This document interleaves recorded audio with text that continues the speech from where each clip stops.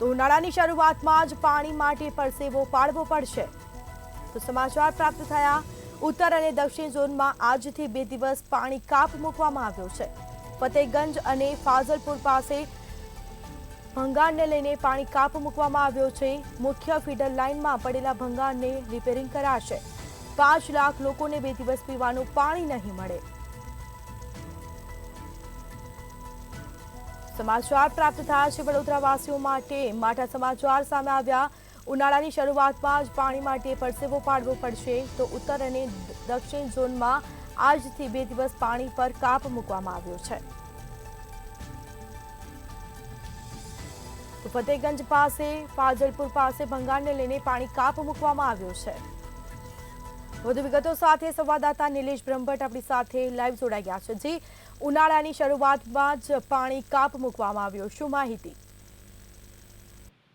જી, smart city કહેવાતી વડોદરામાં આજે પણ પાણીનો પ્રોબ્લેમ યથાવત છે। એટલે કહી શકાય કે પ્રધાનમંત્રીના નામ પર જીતનારા ભાજપના સત્તાધીશો આજે પણ નરેન્દ્ર મોદીની ગેરંટી નળ સે જળ યોજનાને સાર્થક કરી નથી શક્યા। વડોદરામાં ઉત્તર અને દક્ષિણ ઝોનમાં આજથી 2 દિવસ પાણી કાપ રહેશે। ફતેગંજ પાસે ફાઝલપુરની મુખ્ય ફીડર લાઇનમાં પડેલા ભંગાણના દુરસ્તીના પગલે આ પાણી કાપ મૂકવામાં આવ્યો છે તેવું તંત્ર કહી રહ્યું છે। ત્યારે પરશુરામ ભઠ્ઠા, ફતેગંજ, નાગરવાડા, રાજમહેલ રોડ, સલાટવાડા, બાલભવન પાસેની સોસાયટીઓ, માજલપુર, દંતેશ્વર, છાણી, નવાઈ, ટીપી એટલે કહી શકાય કે આશરે 7 લાખ લોકોને પાણી કાપનો સામનો કરવો પડશે। અને મહત્વની બાબત એ છે કે ગઈકાલે જ ભારતીય જનતા પાર્ટી સત્તાધારી પક્ષના વોર્ડ નંબર 15ના કાઉન્સિલરે આક્ષેપ કર્યો છે કે 200 કરોડ રૂપિયાની યોજના થકી જે પાઇપમાં ભંગાણ હોય તે શોધ કરી શકાય, પરંતુ એ 200 કરોડ પણ પાણીમાં ગયા છે।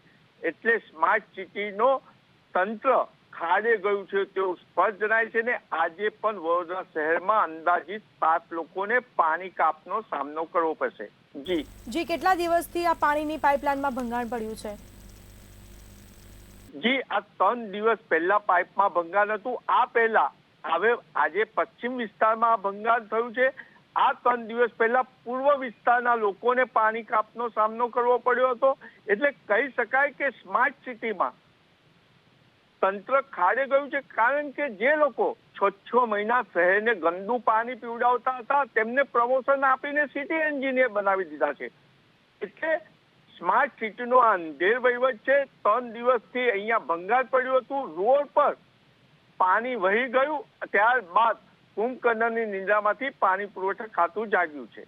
જી, ક્યાંક ને ક્યાંક આમાં તંત્રની બેદરકારી પણ કહી શકાય, કારણ કે 3 દિવસથી જો પાઇપલાઇન તૂટી હોય તો તેની રિપેરિંગ કામગીરી કહી શકાય કે તાત્કાલિક કરવામાં આવે, કારણ કે પીવાનું પાણી લોકોને મળતું નથી। એટલે ક્યાંક ને ક્યાંક તંત્રની પણ બેદરકારી સામે આવી છે। બિલકુલ સ્પષ્ટ કહી શકાય, તંત્રની બેદરકારીની સાથે સાથે સત્તાધારી પક્ષ ભારતીય જનતા પાર્ટીના હોદ્દેદારો પણ એટલા જ જવાબદાર છે। કારણ કે ક્યાંક ને ક્યાંક કાર્યદક્ષ કમિશનર આવા અધિકારીઓ સામે પગલાં લેવાની માંગ કરતા હોય છે, ત્યારે ભારતીય જનતા પાર્ટીના ચૂંટાયેલા હોદ્દેદારો એમને રક્ષણ આપે છે અને આના જ કારણે તંત્ર આજે ખાડે ગયું છે। જી, તમામ જાણકારી આપવા બદલ આપનો આભાર। તો વડોદરાવાસીઓ માટે માઠા સમાચાર સામે આવ્યા છે। ઉનાળાની શરૂઆતમાં જ પાણી માટે પરસેવો હવે પાડવો પડશે, કારણ કે છેલ્લા 3 દિવસથી પાઇપલાઇનમાં જો ભંગાણ પડ્યું હોય પરંતુ તંત્ર દ્વારા કોઈ કામગીરી કરવામાં આવી નથી, ને હવે છેલ્લે કહી શકાય કે રિપેરિંગ કામ કરવામાં આવ્યું છે, અને જેના કારણે લોકોને મુશ્કેલી વેઠવાનો વારો આવશે। લોકોને પીવાનું પાણી નહીં મળે। ઉત્તર અને દક્ષિણ ઝોનમાં આજથી 2 દિવસ પાણી કાપ મૂકવામાં આવ્યો છે।